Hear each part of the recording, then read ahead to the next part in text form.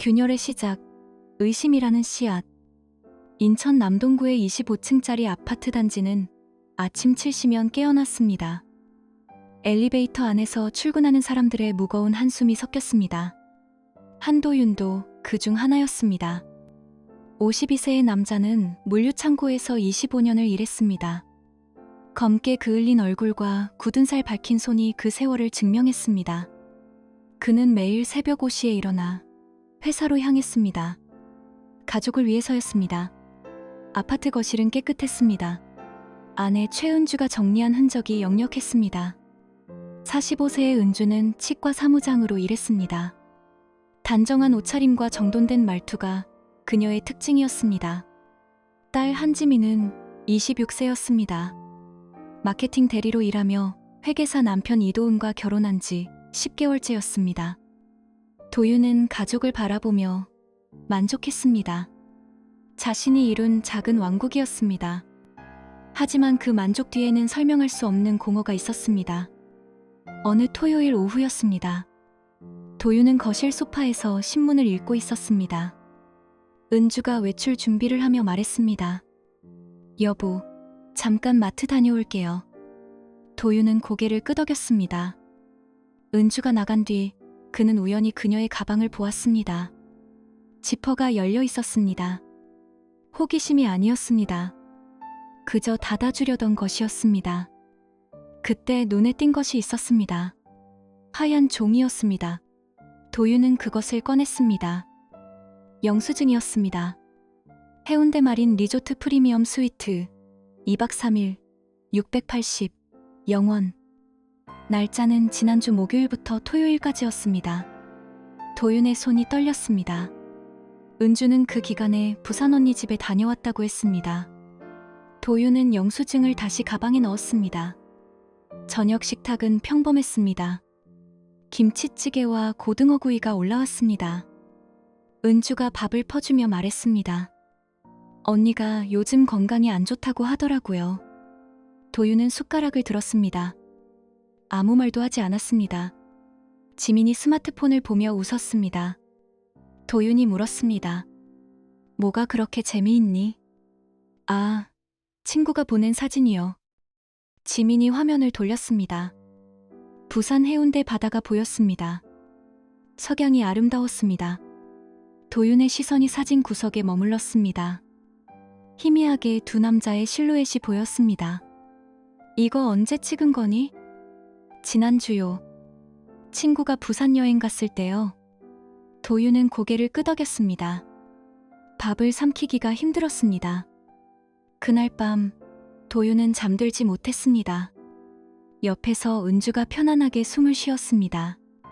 도윤은 천장을 바라봤습니다. 25년간 쌓아온 신뢰가 흔들렸습니다. 다음 날 일요일, 도윤은 용산 전자상가로 향했습니다. 좁은 골목의 작은 가게에서 그는 물건들을 샀습니다. 키로거 소형 녹음기, GPS 추적기였습니다.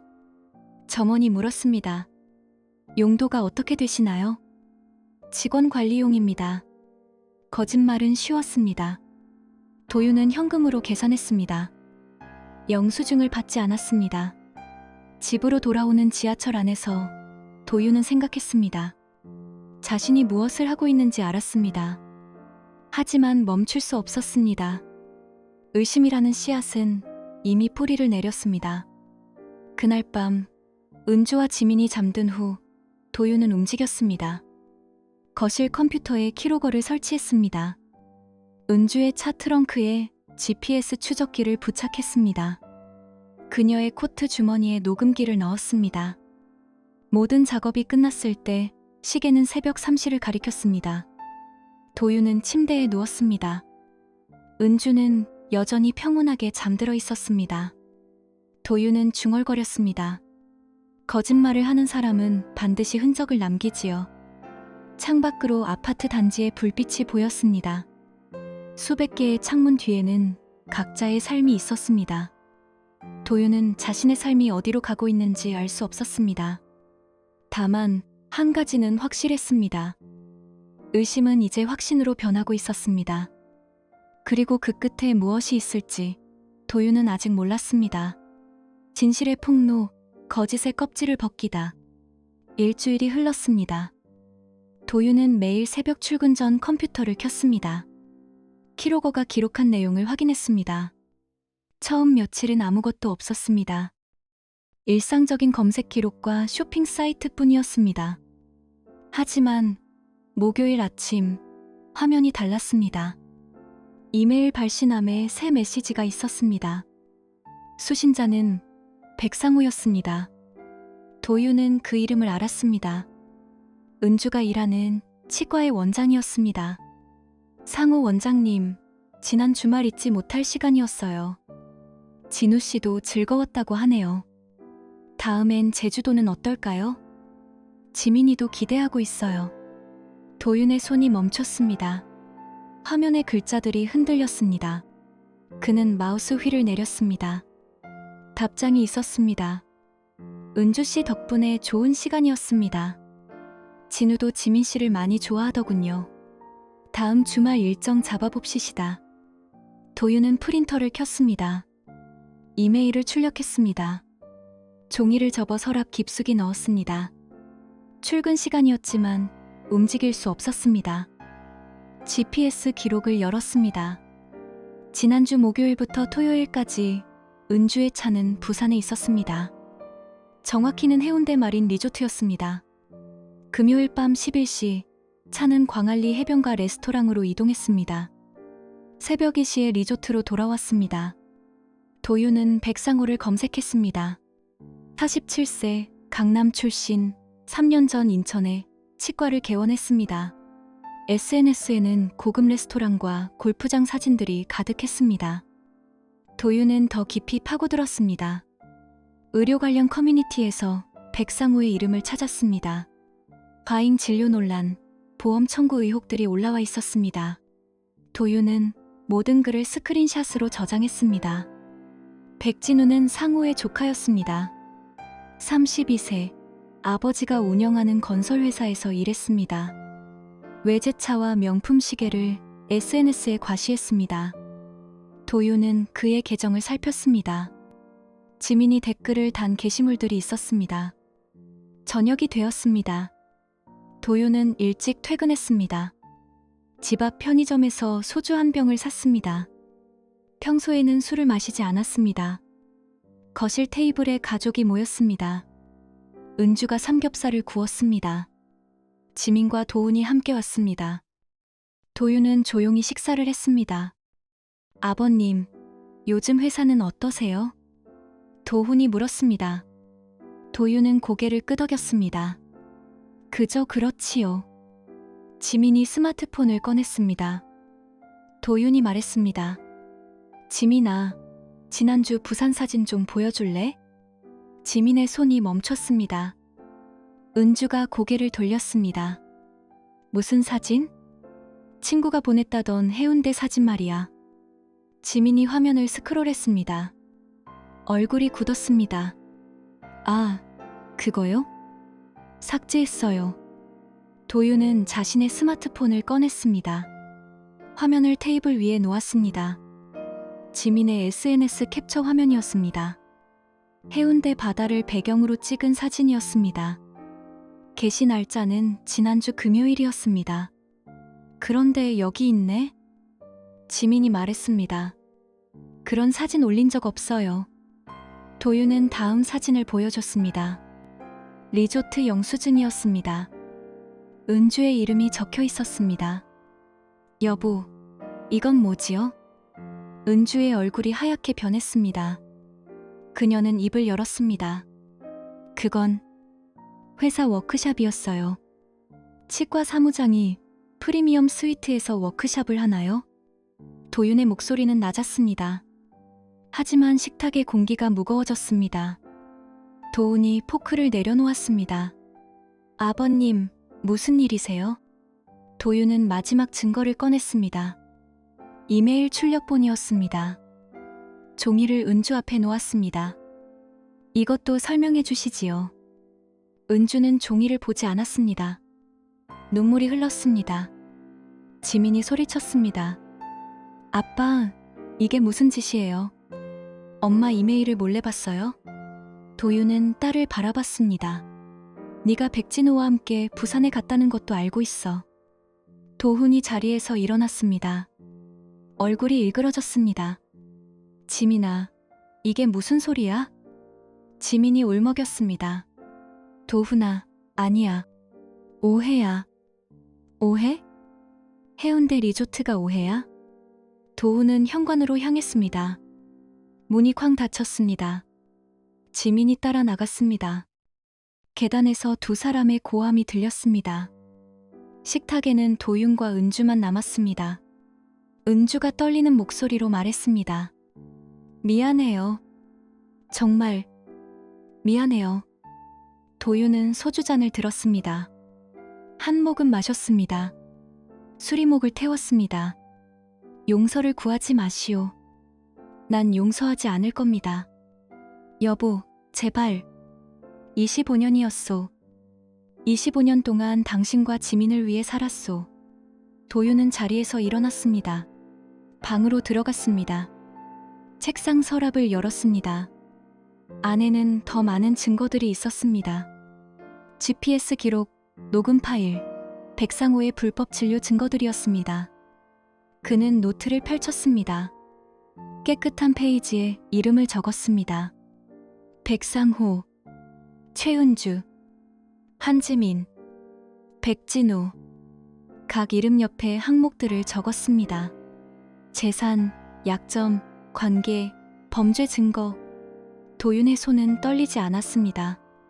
분노는 이미 차갑게 식었습니다. 남은 것은 오직 계획뿐이었습니다. 창밖으로 밤 공기가 들어왔습니다. 아파트 단지는 조용했습니다. 도윤은 노트를 덮었습니다. 그리고 중얼거렸습니다. 용서는 없소. 오직 진실만이 남을 뿐이지요. 그날 밤부터 한도윤의 복수가 시작되었습니다. 복수의 서막, 법보다 치밀한 정의. 월요일 아침이었습니다. 도윤은 회사에 병가를 냈습니다. 25년 만에 처음이었습니다. 그는 서울 강남의 한 로펌을 찾았습니다. 변호사는 40대 중반의 여성이었습니다. 도윤이 준비한 서류를 펼쳤습니다. USB에는 이메일 기록, GPS 추적 데이터, 녹음 파일이 담겨 있었습니다. 이 정도면 충분합니다. 변호사가 말했습니다. 하지만 도윤은 고개를 저었습니다. 이혼은 나중 일입니다. 먼저 백상호를 처리하고 싶습니다. 백상호요? 도윤은 두 번째 봉투를 꺼냈습니다. 안에는 백상호의 진료 기록과 보험 청구 내역이 있었습니다. 그는 3주 동안 치과를 찾았던 환자 10명을 인터뷰했습니다. 모두 과잉 진료를 받았다고 증언했습니다. 이건 형사사건입니다. 변호사의 표정이 진지해졌습니다. 도윤은 세 번째 자료를 내밀었습니다. 백상호가 처방전 없이 판매한 약물 목록이었습니다. 수면제와 진통제가 포함되어 있었습니다. 이건 어떻게 구하셨습니까? 치과 직원 중 한 명이 협조했습니다. 도윤은 거짓말을 했습니다. 사실 그는 치과 쓰레기통을 뒤졌습니다. 버려진 서류들 사이에서 증거를 찾아냈습니다. 변호사가 물었습니다. 왜 이렇게까지 하십니까? 도윤은 창밖을 바라봤습니다. 강남대로의 차들이 쉼없이 달렸습니다. 정의를 원합니다. 그 주 내내 도윤은 움직였습니다. 수요일에는 보험공단을 찾았습니다. 백상호의 허위 청구 증거를 제출했습니다. 목요일에는 의료윤리위원회에 진정서를 냈습니다. 금요일에는 경찰서에 고발장을 접수했습니다. 모든 과정이 조용했습니다. 도윤은 언론에 알리지 않았습니다. 복수는 천천히, 그러나 확실하게 진행되어야 했습니다. 2주 후 백상호의 치과에 압수수색이 들어왔습니다. 도윤은 멀리서 그 광경을 지켜봤습니다. 경찰 차량 3대가 건물 앞에 섰습니다. 백상호가 수갑을 찬 채 끌려 나왔습니다. 은주도 함께였습니다. 그녀의 얼굴은 창백했습니다. 도윤은 차 안에서 그 모습을 촬영했습니다. 기록은 남겨야 했습니다. 저녁 뉴스에 사건이 보도되었습니다. 앵커의 목소리가 차갑게 울렸습니다. 인천의 한 치과 원장이 보험 사기 혐의로 구속되었습니다. 피해액은 3억 원대로 추정됩니다. 도윤은 소파에 앉아 화면을 바라봤습니다. 감정은 없었습니다. 오직 만족감만 있었습니다. 지민이 전화를 걸어왔습니다. 도윤은 받지 않았습니다. 도훈도 연락했습니다. 역시 무시했습니다. 그는 이제 혼자였습니다. 그리고 그것이 편했습니다. 한 달이 흘렀습니다. 재판이 시작되었습니다. 도윤은 방청석에 앉았습니다. 백상호는 변호인석에 있었습니다. 그의 얼굴은 수척했습니다. 검사가 증거를 제시했습니다. 허위 청구 내역, 불법 약물 판매 기록, 환자들의 진술서가 차례로 공개되었습니다. 백상호의 변호사는 반박했지만 소용없었습니다. 피고인에게 징역 8년을 선고합니다. 판사의 망치 소리가 법정을 울렸습니다. 백상호가 고개를 떨어뜨렸습니다. 방청석에서 누군가 울음을 터뜨렸습니다. 은주의 재판은 다음 주였습니다. 그녀는 공범으로 기소되었습니다. 보험 서류를 위조한 혐의였습니다. 도윤은 그 재판에도 참석했습니다. 피고인에게 징역 2년, 집행유예 3년을 선고합니다. 은주는 자유의 몸이 되었습니다. 하지만 치과 사무장 자격은 박탈되었습니다. 그녀는 도윤을 찾지 않았습니다. 아파트로 돌아가지도 않았습니다. 지민은 회사에서 해고되었습니다. 백진우와의 관계가 SNS에 퍼졌습니다. 보험회사는 그녀를 민사소송으로 고소했습니다. 연대 책임이었습니다. 그런데 예상치 못한 일이 벌어졌습니다. 어느 목요일 새벽, 도윤의 전화가 울렸습니다. 병원에서 온 연락이었습니다. 최은주 씨가 중환자실에 계십니다. 도윤은 병원으로 달려갔습니다. 의사가 설명했습니다. 항생제 부작용입니다. 급성 신부전이 왔습니다. 은주는 산소호흡기를 달고 있었습니다. 얼굴은 부어올랐습니다. 도윤은 유리창 너머로 그녀를 바라봤습니다. 지민이 복도 끝에 서 있었습니다. 그녀가 다가왔습니다. 아빠 때문이에요. 무슨 소리냐? 엄마가 먹던 약 아빠가 바꿨죠? 도윤은 딸을 똑바로 봤습니다. 증거가 있느냐? 지민이 울먹였습니다. 도윤은 등을 돌렸습니다. 복도를 걸어나갔습니다. 다음 날 경찰이 찾아왔습니다. 백상호가 고소를 했습니다. 도윤이 약물을 바꿔치기 했다는 내용이었습니다. 약물 조작 혐의로 조사하겠습니다. 형사 2명이 집을 수색했습니다. 서랍을 뒤지고 쓰레기통을 확인했습니다. 하지만 아무것도 나오지 않았습니다. 도윤은 소파에 앉아 그들을 지켜봤습니다. 표정은 담담했습니다. 약은 바꾸지 않았습니다. 다만 위험한 처방을 중단시켰을 뿐입니다. 그게 무슨 뜻입니까? 백상호가 처방한 약물은 FDA 승인을 받지 않은 것들이었습니다. 저는 의료윤리위원회에 그 사실을 알렸습니다. 제가 한 일은 신고뿐입니다. 형사는 더 이상 묻지 않았습니다. 증거가 없었습니다. 도윤의 말이 사실인지 거짓인지 증명할 방법도 없었습니다. 일주일 후 고소는 취하되었습니다. 검찰은 혐의 없음으로 결론 냈습니다. 도윤은 변호사 사무실에서 그 소식을 들었습니다. 축하드립니다. 하지만 도윤은 웃지 않았습니다.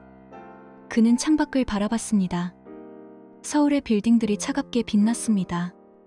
정의는 법이 아니라 진실을 아는 자의 손에 있습니다. 그날 저녁, 도윤은 집으로 돌아왔습니다. 텅 빈 거실이 그를 맞았습니다. 식탁에는 먼지가 쌓여 있었습니다. 그는 노트를 꺼냈습니다. 이름들 옆에 체크 표시를 했습니다. 백상호, 징역 8년. 최은주, 집행유예 3년. 한지민, 해고, 파산 위기. 모든 계획이 완벽하게 진행되었습니다. 하지만 도윤의 가슴은 여전히 텅 비어 있었습니다. 복수는 이루었습니다. 그러나 그 끝에는 아무것도 남지 않았습니다. 사라진 남자, 박재호의 탄생. 3개월이 흘렀습니다. 겨울이 왔습니다. 인천의 하늘은 잿빛이었습니다. 도윤은 매일 아침 신문을 샀습니다.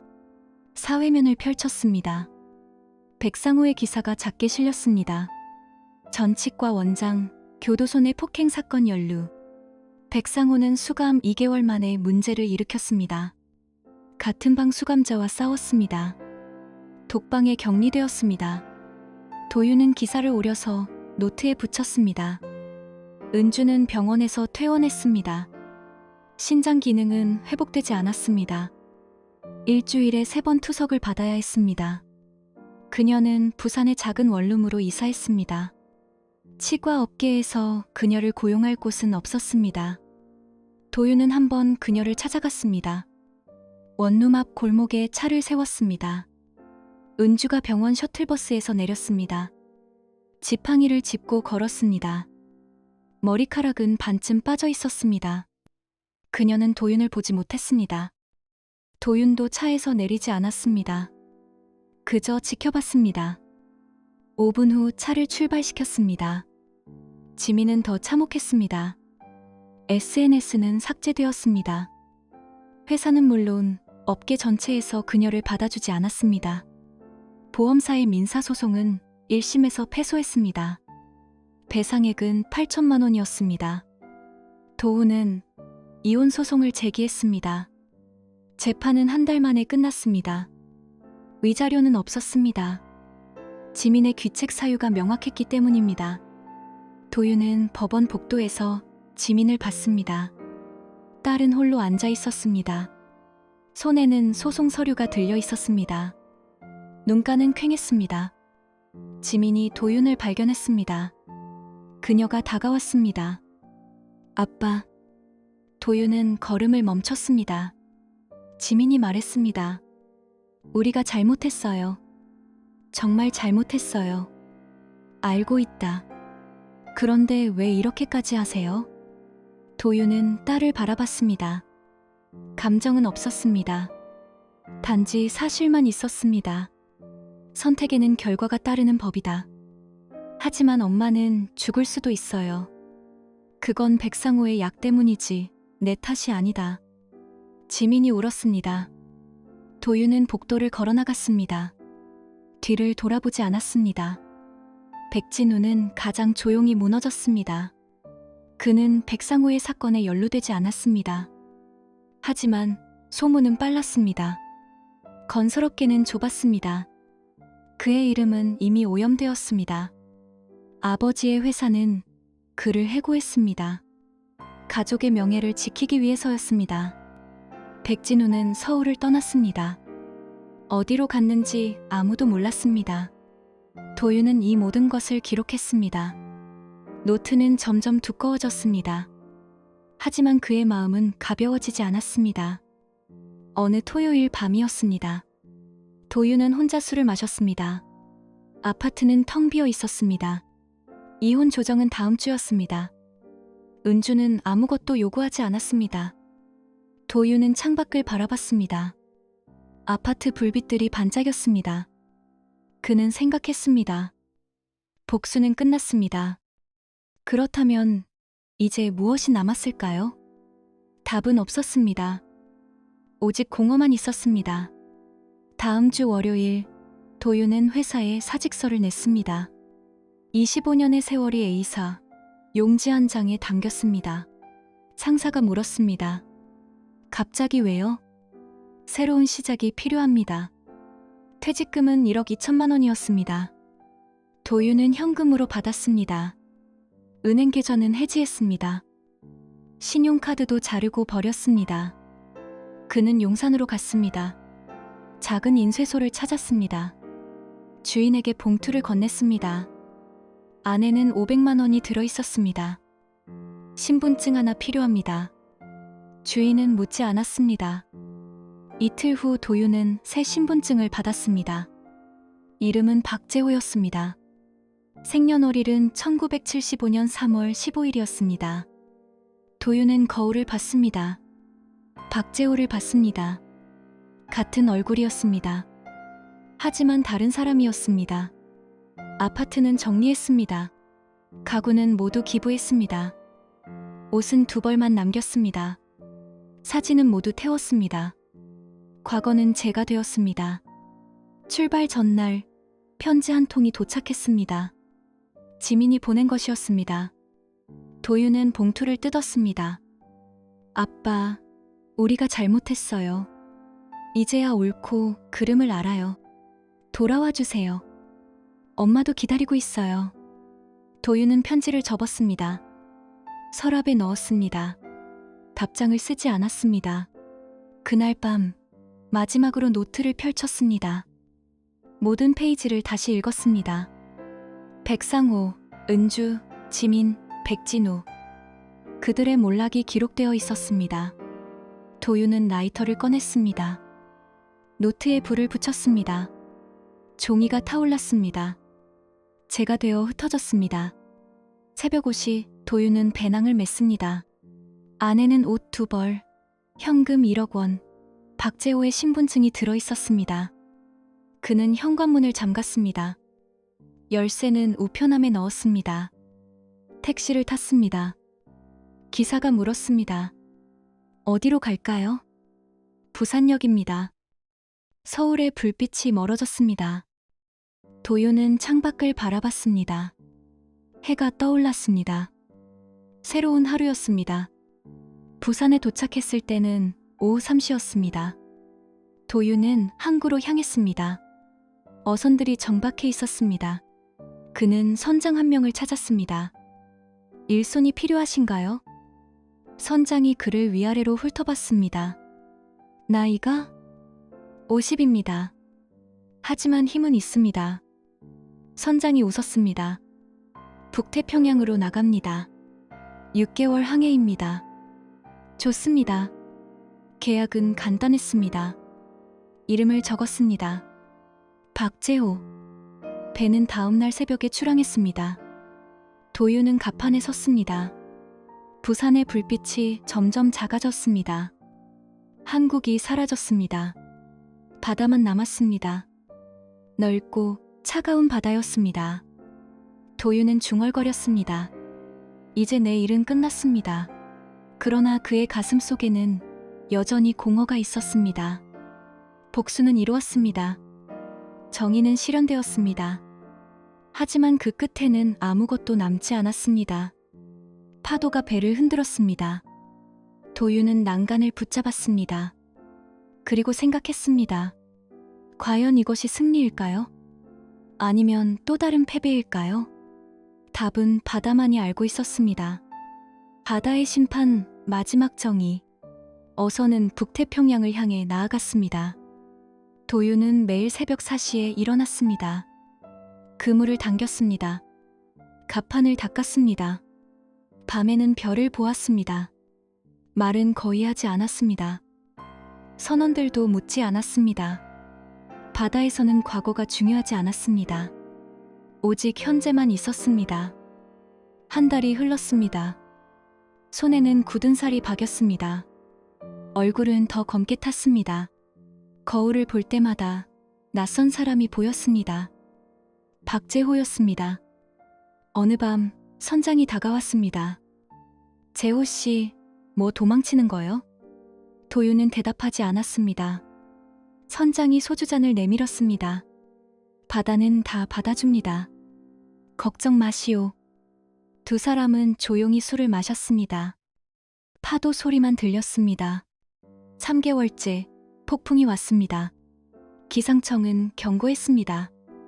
하지만 배는 너무 멀리 나와 있었습니다. 돌아갈 수 없었습니다. 밤 11시 파도가 높아졌습니다. 7m, 10m, 15m. 배가 흔들렸습니다. 선원들이 비명을 질렀습니다. 모두 선실로. 선장이 소리쳤습니다. 하지만 도윤은 갑판에 남았습니다. 난간을 붙잡았습니다. 파도가 덮쳤습니다. 물이 입으로 들어왔습니다. 숨이 막혔습니다. 다시 파도가 왔습니다. 난간이 부러졌습니다. 도유는 바다로 떨어졌습니다. 차가웠습니다. 어두웠습니다. 아무것도 보이지 않았습니다. 그는 헤엄쳤습니다. 수면으로 올라갔습니다. 숨을 쉬었습니다. 어선이 멀어지고 있었습니다. 불빛이 점점 작아졌습니다. 도유는 더 이상 헤엄치지 않았습니다. 파도에 몸을 맡겼습니다. 하늘을 보았습니다. 별은 없었습니다. 마지막 순간 그는 생각했습니다. 이제 끝이군요. 바다가 그를 삼켰습니다. 박재호는 사라졌습니다. 한도윤도 사라졌습니다. 20년이 흘렀습니다. 백상호는 교도소에서 죽었습니다. 수감 15년째 되던 해였습니다. 다른 재소자의 흉기에 찔렸습니다. 장례식에는 아무도 오지 않았습니다. 최은주는 14개월 복역 후 출소했습니다. 부산의 작은 식당에서 일했습니다. 주방 보조였습니다. 급여는 최저임금이었습니다. 투석은 계속되었습니다. 혼자 살았습니다. 한지민은 7년 동안 빚을 갚았습니다. 편의점 야간 알바, 배달, 청소 일을 전전했습니다. 31세의 빚을 모두 갚았습니다. 그 후 작은 카페에 취직했습니다. 결혼은 하지 않았습니다. 이도훈은 재혼했습니다. 두 아이의 아버지가 되었습니다. 회계법인 파트너가 되었습니다. 행복했습니다. 과거는 말하지 않았습니다. 백진우는 지방 소도시에서 중고차 판매원으로 일했습니다. 이름을 바꿨습니다. 조용히 살았습니다. 어느 가을 JTBC에서 다큐멘터리가 방송되었습니다. 제목은 부정된 정의였습니다. 프로그램은 한도윤의 이야기를 다뤘습니다. 복수와 정의, 법과 윤리에 대한 질문을 던졌습니다. 지민이 출연했습니다. 47세가 된 그녀는 차분했습니다. 아버지는 그날 죽었어요. 우리가 그를 죽였죠. 카메라가 그녀의 얼굴을 비췄습니다. 주름이 깊었습니다. 눈빛은 담담했습니다. 20년이 지났지만 여전히 아버지가 옳았는지 모르겠어요. 다만 우리가 잘못했다는 건 압니다. 인터뷰가 끝난 후 지민은 부산으로 향했습니다. 어머니를 만나러 갔습니다. 작은 식당이었습니다. 은주는 설거지를 하고 있었습니다. 허리가 굽었습니다. 머리는 하얗게 샜습니다. 엄마. 은주가 돌아봤습니다. 딸을 봤습니다. 미소를 지었습니다. 두 사람은 식당 구석 테이블에 앉았습니다. 차를 마셨습니다. 말은 많지 않았습니다. 아빠 생각나요? 지민이 물었습니다. 은주가 고개를 끄덕였습니다. 매일 생각합니다. 미워요? 은주는 잠시 침묵했습니다. 그리고 말했습니다. 아니요. 이해합니다. 두 사람은 창밖을 바라봤습니다. 부산의 하늘은 푸르렀습니다. 바다가 보였습니다. 그날 밤 지민은 호텔방에서 편지를 썼습니다. 받는 사람은 없었습니다. 그저 쓰고 싶었습니다. 아빠에게. 20년이 지났습니다. 저는 이제 당신을 이해합니다. 당신이 느낀 배신감, 분노, 절망을 조금은 알 것 같습니다. 우리는 대가를 치렀습니다. 엄마는 건강을 잃었고 저는 모든 것을 잃었습니다. 백상호는 죽었고 백진우는 사라졌습니다. 당신이 원한 정의는 이루어졌습니다. 하지만 그 정의는 당신의 삶도 가져갔습니다. 복수는 승자를 만들지 않습니다. 오직 패자만 남을 뿐입니다. 이제야 압니다. 용서가 얼마나 어려운지를, 그리고 얼마나 필요한지를. 아빠, 당신이 어디 있든 평안하기를 바랍니다. 편지를 접었습니다. 봉투에 넣지 않았습니다. 서랍에 넣었습니다. 바다는 여전히 그곳에 있었습니다. 파도는 쉼없이 밀려왔습니다. 밀려갔습니다. 20년 전 한 남자가 사라진 곳이었습니다. 그의 시신은 발견되지 않았습니다. 박재호는 실종자로 기록되었습니다. 하지만 바다는 모든 것을 알고 있었습니다. 죄와 벌, 복수와 정의, 사랑과 배신을 모두 알고 있었습니다. 바다는 심판하지 않았습니다. 단지 받아들일 뿐이었습니다. 그리고 세월은 흘렀습니다. 사람들은 살아갔습니다. 후회와 함께, 책임과 함께, 결과와 함께. 정의는 이루어졌습니다. 하지만 승자는 없었습니다. 모든 선택에는 대가가 있었습니다. 모든 행동에는 결과가 있었습니다. 이것이 인생이었습니다. 이것이 consequences였습니다. 부산의 작은 식당에서 은주는 오늘도 설거지를 했습니다. 손이 거칠었습니다. 하지만 멈추지 않았습니다. 서울의 작은 카페에서 지민은 커피를 내렸습니다. 손님들이 왔습니다. 갔습니다. 그녀는 미소 지었습니다. 삶은 계속되었습니다. 완벽하지 않았습니다. 행복하지도 않았습니다. 하지만 견딜만 했습니다. 그것으로 충분했습니다. 바람이 불었습니다. 창문이 흔들렸습니다. 어딘가에서 파도 소리가 들리는 것 같았습니다. 하지만 그것은 착각이었습니다. 단지 바람일 뿐이었습니다. 모든 것은 지나갔습니다. 모든 것은 결과로 남았습니다.